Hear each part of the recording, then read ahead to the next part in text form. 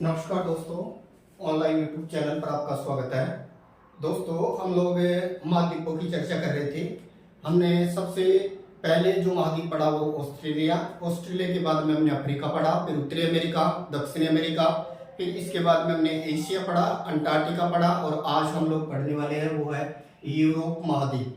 दोस्तों, अगर क्षेत्रफल की दृष्टि से देखा जाए तो दुनिया में सबसे बड़ा है वो है एशिया। एशिया के बाद अफ्रीका, उत्तरी अमेरिका, दक्षिणी अमेरिका, अंटार्कटिका, यूरोप और सबसे छोटा है ऑस्ट्रेलिया। लेकिन जनसंख्या की दृष्टि से अगर हम लोग बात करते हैं तो जनसंख्या की दृष्टि से सबसे बड़ा है वो है एशिया। एशिया के अंतर्गत है वो विश्व की लगभग 60% जनसंख्या निवास करती है। इसके बाद में सेकंड नंबर पर जो महाद्वीप आता है वो आता है अफ्रीका महाद्वीप और तीसरे नंबर पर है वो है यूरोप महाद्वीप। तो याद रखिएगा कि ये जो यूरोप महाद्वीप है ये विश्व के कुल भूभाग का लगभग 6.7% हिस्सा है। विश्व के कुल भूभाग का कितना प्रतिशत हिस्सा है ये महाद्वीप? तो लगभग 6.7% हिस्सा है। अर्थात ये कह सकते हैं कि इसका महाद्वीपों की दृष्टि से कौन सा स्थान है? तो ये क्षेत्रफल की दृष्टि से विश्व का छठा बड़ा महाद्वीप है। क्षेत्रफल की दृष्टि से इसका छठवां स्थान है। लेकिन अगर हम लोग बात करें जनसंख्या की दृष्टि से तो याद रखिएगा जनसंख्या की दृष्टि से इस महाद्वीप का तीसरा स्थान है और यहाँ पर विश्व की लगभग 10.57% जनसंख्या निवास करती है। तो ये कह सकते हैं कि जनसंख्या के आधार पर इसका तीसरा स्थान है, क्षेत्रफल में इसका छठा स्थान है। विश्व के कुल भूभाग का 6.7% है, लेकिन यहाँ विश्व की 10.5% जनसंख्या निवास करती है। दोस्तों, यूरोप महाद्वीप में लगभग 50 से ज्यादा या 51 देश हैं वो इसके अंतर्गत आते हैं यूरोप में। और यूरोप को प्रायद्वीपों का प्रायद्वीप कहा जाता है। याद रखिएगा प्रायद्वीपों का प्रायद्वीप। तो प्रायद्वीपों का प्रायद्वीप कौन है? यूरोप ही है। या ये कहे कि इस महाद्वीप के अंतर्गत सबसे ज्यादा प्रायद्वीप है, इसलिए इसे प्रायद्वीपों का महाद्वीप भी कहा जाता है। तो प्रायद्वीपों का प्रायद्वीप भी यूरोप को कहते हैं और प्रायद्वीपों का महाद्वीप भी यूरोप को ही कहते हैं। और दोस्तों, इसके अंतर्गत है वो ये कहे कि सर्वाधिक प्रायद्वीप है इस महाद्वीप के अंतर्गत, इस यूरोप के अंतर्गत सर्वाधिक प्रायद्वीप है, इसीलिए इसको ये नाम दिया गया है। दोस्तों, प्रायद्वीप क्या होता है? जैसे भारत का दक्षिणी भाग जो है वो प्रायद्वीप माना गया है। भारत का दक्षिणी भाग प्रायद्वीप है जो कि पठारी क्षेत्र है। इधर हम लोग बात करते हैं बंगाल की खाड़ी, इधर अरब सागर, दक्षिण की तरफ हिंद महासागर है, इधर ये स्तरीय क्षेत्र है। तो इस तल का वह भाग जो तीन तरफ जल से घिरा है, तीन तरफ जल से घिरा है, एक तरफ इस तरफ से जुड़ा है, उसे प्रायद्वीप कहते हैं दोस्तों। और याद रखिएगा विश्व का सबसे बड़ा प्रायद्वीप है वो है अरब प्रायद्वीप। दूसरे नंबर पर है भारतीय प्रायद्वीप और तीसरे नंबर पर है इंडोचीन या इंडो चाइना प्रायद्वीप। और याद रखिए दोस्तों, विश्व के ये तीनों प्रायद्वीप ही एशिया महाद्वीप के अंतर्गत है। तो भारतीय प्रायद्वीप का विश्व में दूसरा स्थान है। उसी तरह से अगर बात करें कि ऐसी आकृति या ऐसे प्रायद्वीप सर्वाधिक इस महाद्वीप में है तो यूरोप में है, इसलिए इसको ये उपनाम दिया गया है। और दोस्तों, यूरोप के अंतर्गत जो सबसे बड़ा जो इसका प्रायद्वीप है वो है आइबर प्रायद्वीप। आइबेरिया जो प्रायद्वीप है ये स्पेन के अंतर्गत है और ये इस महाद्वीप का सबसे बड़ा प्रायद्वीप माना जाता है। दोस्तों, यूरोप एकमात्र महाद्वीप है जिसमें कोई रेगिस्तान नहीं है। याद रखिएगा यूरोप में कोई रेगिस्तान नहीं है। और बात करें यूरोप की तो ये यूरोप जो है ये विकसित महाद्वीप कहलाता है। यूरोप को विकसित महाद्वीप के तौर पर जाना जाता है। और याद रखिए यूरोप महाद्वीप की 50% जो चीनी है ये चुकंदर से बनाई जाती है। यूरोप महाद्वीप में 50% जो चीनी है वो चुकंदर से बनाई जाती है। यूरोप विकसित महाद्वीप के तौर पर जाना जाता है। अब हम दोस्तों इस महाद्वीप की बाउंड्री के बारे में चर्चा करते हैं कि इसकी सीमाएं किस किस से लगती हैं। तो ध्यान से समझिएगा मैप के माध्यम से। कुछ विद्वान ये मानते हैं कि यूरोप और ये जो एशिया है ये दो महाद्वीप नहीं है, ये एक ही महाद्वीप है और दोनों को संयुक्त रूप से नाम दिया गया यूरेशिया। यूरोप व एशिया दोनों को मिला करके संयुक्त रूप से जिस महाद्वीप का नाम दिया गया है वो महाद्वीप है यूरेशिया। तो याद रखिएगा, यूरोप व एशिया दोनों को मिला करके संयुक्त रूप से नाम दिया है यूरेशिया। दोस्तों, यूरोप व एशिया दोनों आपस में जुड़े हुए हैं।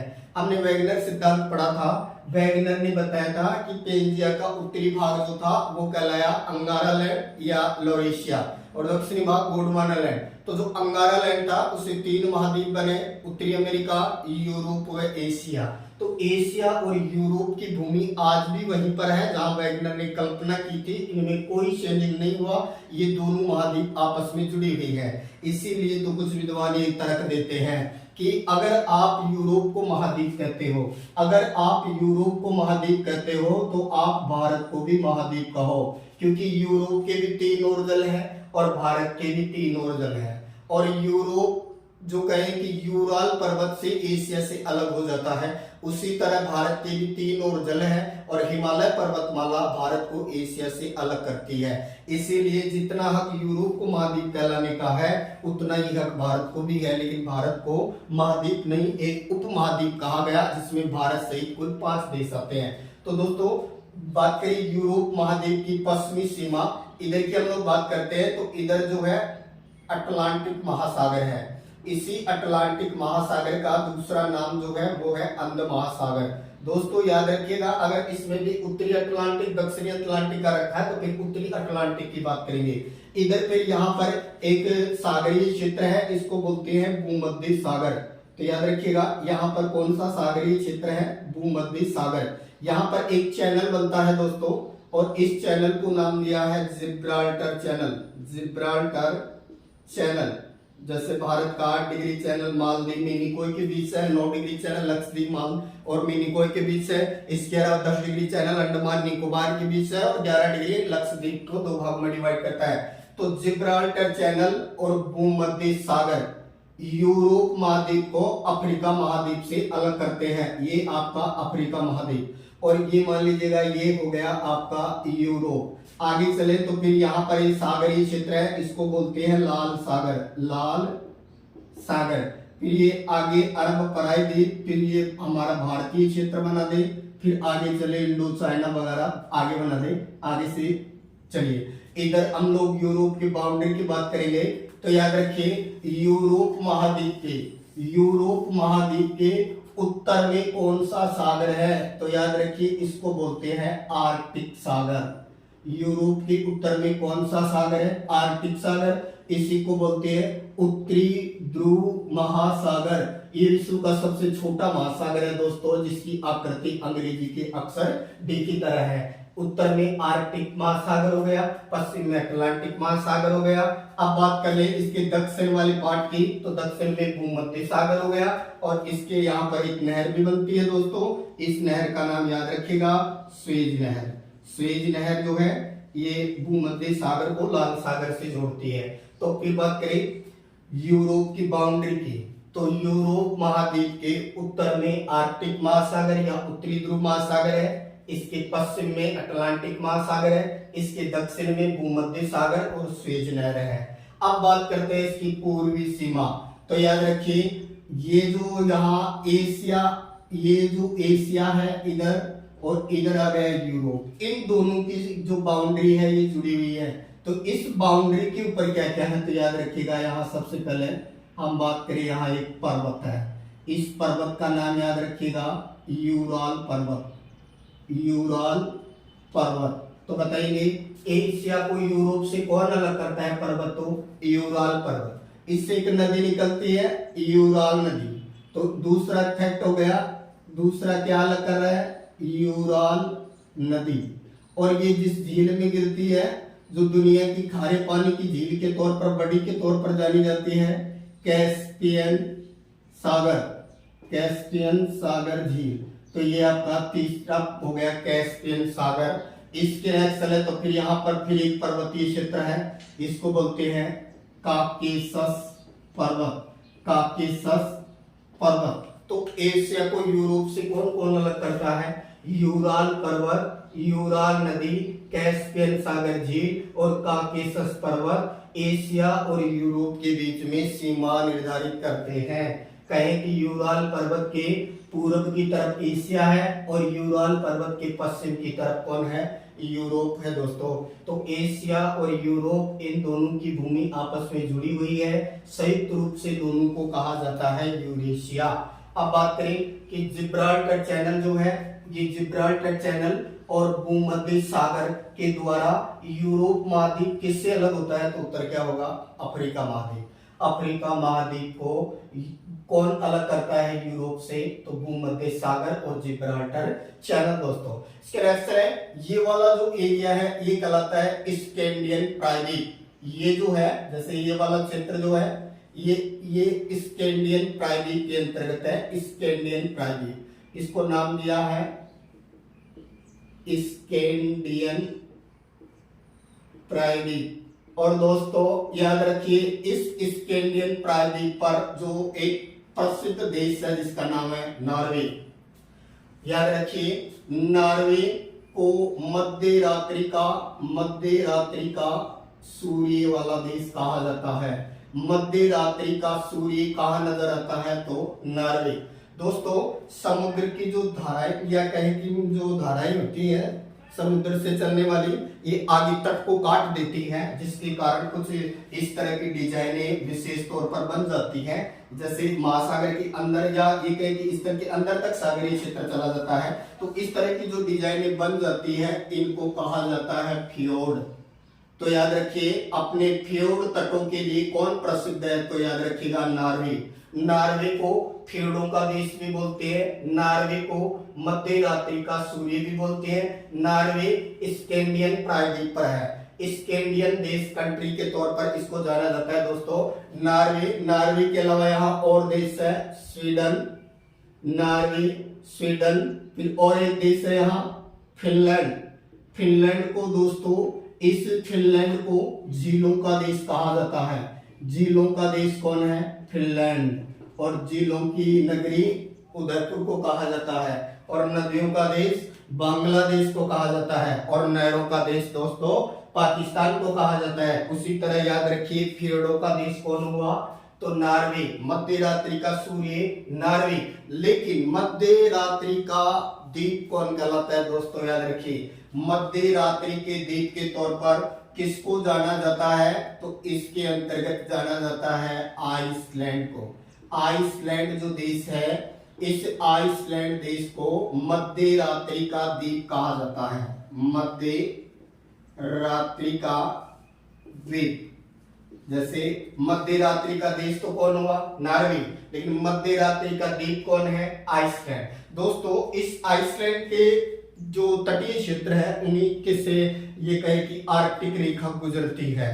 आर्कटिक रेखा इसके तटीय क्षेत्र के पास से ही गुजरती है और इसी कारण आइसलैंड से इस रेखा को माना जाता है। इस आइसलैंड की राजधानी है रिकजाविक। और ये जो रिकजाविक है ये दुनिया की सबसे उत्तरतम राजधानी है।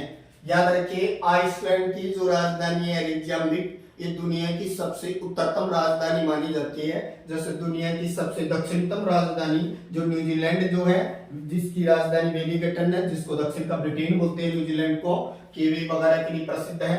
तो न्यूजीलैंड की राजधानी विश्व की सबसे दक्षिणतम राजधानी है। उसी तरह आइसलैंड जो है, इसकी जो राजधानी है रिकजाविक, ये दुनिया की सबसे उत्तरतम राजधानी के तौर पर जानी जाती है। फिर दोस्तों हमने बात की यहाँ नॉर्वे, स्वीडन, फिर फिनलैंड, फिर आगे यहाँ रूस वगैरह निकल जाती है ये रेखा। तो ये कहे कि ये और ये वाला जो एरिया है, यहाँ एक और देश को शामिल कर लिया है इसमें, डेनमार्क। याद रखिए, डेनमार्क, नॉर्वे, स्वीडन, फिनलैंड, इन 5 को स्कैंडियन कंट्री कहा जाता है। वैसे यहाँ डेनमार्क जो है ये जुटलैंड प्रायद्वीप पर है। डेनमार्क कौन से प्रायद्वीप पर बसा है? जुटलैंड प्रायद्वीप पर डेनमार्क बसा हुआ दोस्तों। यहाँ जुटलैंड प्रायद्वीप है, इस पर डेनमार्क बसा हुआ है। जबकि स्कैंडियन प्रायद्वीप की अगर हम लोग बात करते हैं तो नॉर्वे, स्वीडन और फिनलैंड मुख्य रूप से स्कैंडियन प्रायद्वीप के अंतर्गत बसे हैं। जबकि स्कैंडियन देश कहलाता है, वो कौन कौन कहलाता है? तो इसके अंदर डेनमार्क को भी शामिल किया जाता है। दोस्तों डेनमार्क यूरोप महाद्वीप का यहाँ एक प्रसिद्ध देश है। कमेंट करके बताइएगा। जब हमने उत्तरी अमेरिका महाद्वीप पढ़ा था तब ये पढ़ा था कि दुनिया का जो सबसे बड़ा जो द्वीप है जो उत्तरी अमेरिका महाद्वीप के अंतर्गत भौगोलिक रूप से आता है, लेकिन राजनीतिक रूप से उस पर किसका कब्जा है, तो कमेंट करके बताइएगा। अब हम दोस्तों चर्चा करते हैं इस महाद्वीप की अन्य बातों की। एक इस महाद्वीप के अंतर्गत है, आपको याद रखना है कि जो उत्तरी सागर और जो बाल्टिक सागर है, उत्तरी सागर और नीचे की तरफ है बाल्टिक सागर। उत्तरी सागर को बाल्टिक सागर से जोड़ने वाली प्रसिद्ध नहर को पूछता है दोस्तों कई बार, तो याद रखिएगा कील नहर उत्तरी सागर को बाल्टिक सागर से जोड़ती है। कील नहर उत्तरी सागर को बाल्टिक सागर से जोड़ती है। मारवाड़ी तरीके से याद रख सकते हो, बाल्टी उतारो कील लगाओ, बाल्टी उतार कर कील लगाओ, तो बाल्टी से तो बाल्टिक बन गया, उतार से उत्तरी बन गया, कील लगाओ से स्वाभाविक है कील नहर हो गया। तो बाल्टी उतार कर कील लगाओ, यानी उत्तरी सागर को बाल्टिक सागर से जोड़ने वाली नहर कौन है, कील नहर। उसी तरह दोस्तों यहाँ पर एक और नहर आई भूमध्य सागर को लाल सागर से जोड़ने वाली। दोस्तों हमें पता है कि अंग्रेज जब भारत आए तो अंग्रेज यहाँ से चले इस क्षेत्र से, और ये जब चलते हैं अटलांटिक महासागर से होते हुए फिर ये अफ्रीका की चक्कर लगा करके और फिर इस तरह से चक्कर लगाते हुए अरब सागर और फिर हमारे भारत आए। लेकिन ये माना जाता है कि एक फ्रांसीसी इंजीनियर था, फ्रांस का था, इसलिए उसको कहा जाता है फ्रांसीसी। ये जो फ्रांसीसी जो इंजीनियर था दोस्तों, इसका नाम था डी लेप्सेस। फ्रांसीसी इंजीनियर का नाम क्या था, डी लेप्सेस था। और ये जो फ्रांसीसी इंजीनियर था, इनके द्वारा इस नहर की रूपरेखा के तौर पर इनको जाना जाता है, अर्थात स्वेज नहर का निर्माता के तौर पर फ्रांसीसी इसका जो इंजीनियर था ये डी लेप्सेस था। माना जाता है कि 1869 के आसपास इसका निर्माण हुआ। 169 किलोमीटर के आसपास ये लंबी है, 8 मीटर ये गहरी है। स्वेज नहर के निर्माण से यूरोप व भारत के बीच में लगभग 7000 किलोमीटर की दूरी कम हुई थी। और बात करें वर्तमान की, तो वर्तमान के अंतर्गत दोस्तों ये जो स्वेज नहर है, ये स्वेज नहर किसके अंतर्गत है, तो मिस्र का कब्जा है इस पर। स्वेज नहर भूमध्य सागर को लाल सागर से जोड़ती है। स्वेज नहर का निर्माण 1869 में किया गया, लगभग 168 किलोमीटर लंबी है, 8 मीटर गहरी है। स्वेज नहर पर वर्तमान की अगर बात करें तो मिस्र का कब्जा है 1956 से। और स्वेज नहर के निर्माण से भारत और यूरोप के बीच में लगभग 7000 किलोमीटर की दूरी कम हुई, जिसके कारण व्यापार वगैरह को बल मिला। तो ये कह सकते हैं कि ये एक बहुत ही अच्छा प्रयास था अंग्रेजों का। अब अगर आने के लिए यहाँ से चले भूमध्य सागर, फिर स्वेज नहर, फिर लाल सागर से फिर ये यहाँ चले तो फिर अरब सागर से होते हुए भारतीय तट तक पहुंच जाते हैं। अब दोस्तों और बात करें, इसके अंतर्गत इस महाद्वीप का जो सबसे बड़ा जो देश है वो है रूस। यूरोप महाद्वीप में सबसे बड़ा देश कौन है, तो याद रखिएगा रूस। जबकि इस महाद्वीप का सबसे छोटा देश है वो है वेटिकन सिटी। याद रखिए, सबसे बड़ा रूस और सबसे छोटा है वेटिकन सिटी। एशिया के अंतर्गत भी सबसे बड़ा रूस है और एशिया के अंतर्गत सबसे छोटा बात के मालदीव। तो एशिया और विश्व में सबसे छोटे के तौर पर जाना जाता है वेटिकन सिटी को। फिर बात करें दोस्तों इस महाद्वीप का उच्चतम बिंदु, तो उच्चतम बिंदु जो है वो बनता है माउंट अल्बुर्ज। इस महाद्वीप का उच्चतम बिंदु है वो माउंट अल्बुर्ज है, जो लगभग 5642 मीटर के करीबन है और ये जॉर्जिया देश के अंतर्गत है, याद रखिए। लेकिन जो निम्नतम बिंदु की अगर हम लोग बात करें कि इस महाद्वीप का निम्नतम बिंदु जो है तो ये इस झील के अंतर्गत ही माना गया है, कैस्पियन सागर झील, और ये माना गया है 28 मीटर गहरा। तो इस महाद्वीप का उच्चतम बिंदु अल्बर्ट जो 5642 मीटर है और जॉर्जिया के अंतर्गत है। निम्नतम बिंदु की बात करें तो कैस्पियन सागर झील के अंतर्गत है, 28 मीटर निम्नतम तौर पर जाना जाता है। अब बात करें दोस्तों इस महाद्वीप की लंबी नदी, तो इस महाद्वीप की जो सबसे लंबी नदी है उसका नाम है वोल्गा। वोल्गा इस महाद्वीप की सबसे लंबी नदी है, जो लगभग 3600 और 87 किलोमीटर के करीबन मानी जाती है। और ये जो वोल्गा है ये कैस्पियन सागर के अंतर्गत अपना जल गिराती है।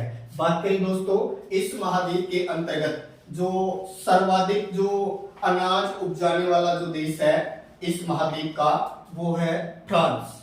तो याद रखिए इस महाद्वीप का जो सर्वाधिक अनाज उत्पादन करने वाला देश कौन है, तो याद रखिएगा ऐसा देश है फ्रांस। फ्रांस सर्वाधिक अनाज का उत्पादन करता है, इसीलिए दोस्तों फ्रांस को किसानों का देश कहा जाता है। किसानों का देश। किसानों का देश कौन है? फ्रांस। यूरोप महाद्वीप का एकमात्र आत्मनिर्भर कंट्री या देश के तौर पर जाना जाता है ये। तो ये कहे कि एकमात्र आत्मनिर्भर जो देश है यूरोप का, वो कौन है? तो फ्रांस। दोस्तों फ्रांस को सुरावह सुंदरियों का देश कहा जाता है। और याद रखिए फ्रांस की यहाँ अंगूर से तैयार होने वाली शैंपेन शराब प्रसिद्ध है। ये विश्व की सबसे महंगी शराब है जो अंगूर से तैयार की जाती है, और इसका जो प्रमुख उत्पादक है वो फ्रांस। वैसे ये सुंदर महिलाओं के लिए भी फ्रांस को जाना जाता है, इसीलिए कहा जाता है सुरा और सुंदरियों का देश फ्रांस। किसानों का देश भी फ्रांस, आत्मनिर्भर भी फ्रांस, सर्वाधिक अनाज उत्पादन करने वाला भी फ्रांस। इसके अलावा दोस्तों फ्रांस की राजधानी है पेरिस। फ्रांस की राजधानी पेरिस है। और पेरिस किस नदी किनारे स्थित है? कई बार पूछा जाता है, तो याद रखिए पेरिस सीन नदी किनारे स्थित है। पेरिस किस नदी किनारे स्थित है? सीन नदी किनारे स्थित है। और पेरिस किस लिए प्रसिद्ध है? तो दुनिया के सुंदर नगरों के लिए पेरिस को जाना जाता है। इसके अलावा ये फ्रांस की राजधानी भी पेरिस को ही माना जाता है। इसके नेक्स्ट दोस्तों बात करें कि ये जो फ्रांस है जिसको किसानों के देश के तौर पर जाना जाता है, लेकिन अगर बात करें हम यूरोप महाद्वीप के अंतर्गत स्विट्जरलैंड, तो स्विट्जरलैंड को यूरोप का प्लेग्राउंड कहा जाता है। स्विट्जरलैंड देश को यूरोप का प्लेग्राउंड यानी खेल का मैदान कहा जाता है। लेकिन याद रखिए कई बार परीक्षाओं में पूछ लिया जाता है नीदरलैंड या हॉलैंड। तो नीदरलैंड जो है ये कौन सी भूमि के लिए प्रसिद्ध है? तो दोस्तों पोल्डर भूमि के लिए जाना जाता है नीदरलैंड को। एकमात्र देश जहां इच्छा मृत्यु मानी गई है। अगर कोई जीना नहीं चाहता है तो संबंधित सरकार से परमिशन लेकर के मर सकता है। इच्छा मृत्यु है नीदरलैंड के अंतर्गत। भारत में ऐसा नहीं है, भारत में इच्छा मृत्यु का अधिकार नहीं है। तो पोल्डर भूमि यहाँ निकाली जाती है दोस्तों। यहाँ भूमि का मैं कृषि योग्य डाइक बनाई जाती है, दीवार बना दी जाती है समुद्री तटीय क्षेत्र में। जब ज्वार और भाटे का जब समय होता है, और जब भाटे का समय होता है, ये कहें कि जब पीछे जल खिसकता है तो ये लोग दीवार बना देते हैं, उससे भूमि निकाल लेते हैं तटीय क्षेत्र में। ऐसी भूमि को ही पोल्डर भूमि कहा जाता है। तो पोल्डर भूमि के लिए नीदरलैंड को या हॉलैंड को जाना जाता है। इसके नेक्स्ट दोस्तों बात करें कि ये जो यहाँ पर जो इंग्लैंड जो है, इंग्लैंड की जो राजधानी है प्रसिद्ध वो है लंदन। और कई बार पूछा जाता है लंदन किस नदी किनारे है? टेमस या थेमस नदी के किनारे लंदन बसा हुआ है। लंदन दुनिया का या विश्व का सबसे बड़ा नियोजित महानगर है। याद रखिएगा दुनिया का सबसे बड़ा नियोजित महानगर कौन है? तो ये कौन है? लंदन ही है दोस्तों। इसको प्लान के अकॉर्डिंग पहले प्लान बनाया गया, उसके बाद में बसाया गया, इसलिए इसको नियोजित के तौर पर जाना जाता है। नियोजित सभ्यताएं जैसे हड़प्पा मोहनजोदड़ो, और नियोजित शहर जैसे ये कहे कि जो दिल्ली वगैरह है, जयपुर है, इनको पहले प्लान बनाया गया उसके बाद बसाया गया। तो ऐसे को नाम दिया जाता है नियोजित या प्लानेड कंट्री। इसके नेक्स्ट दोस्तों बात करें इस महाद्वीप के अंतर्गत है जो आल्प्स जो कहे कि पर्वत है। अब यहाँ पर बात करते हैं हम इटली जो देश है दोस्तों इसके अंतर्गत है एक पर्वत है आल्प्स। इटली का एक प्रसिद्ध यूरोप में एक आल्प्स पर्वत है, और आल्प्स पर्वत से एक नदी निकलती है, उस नदी का नाम है पो नदी आल्प्स पर्वत से निकलती है और आगे चल करके एड्रियाटिक सागर के अंतर्गत ये अपना जल गिराती है। तो इटली को यूरोप का भारत कहा जाता है। यूरोप का भारत, या कहें कि यूरोप का भारत किस देश को कहा जाता है? इटली को। फिर बात करें कि इटली में कौन सा पर्वत है, आल्प्स। जैसे भारत में कौन सा पर्वत है, हिमालय। हिमालय से निकलने वाली प्रमुख भारत की नदी गंगा। तो इसी तरह से आल्प्स से निकलने वाली यहाँ की प्रमुख नदी कौन है, पो। इसीलिए पो नदी को यूरोप की गंगा कहा जाता है दोस्तों। यूरोप की गंगा, यूरोप की गंगा किस नदी को कहा जाता है, पो नदी को, जो आल्प्स पर्वत से निकलकर एड्रियाटिक सागर के अंतर्गत गिर जाती है। और यूरोप का भारत किसको कहा जाता है, इटली को। इटली एक कृषि प्रधान देश है दोस्तों, याद रखिएगा।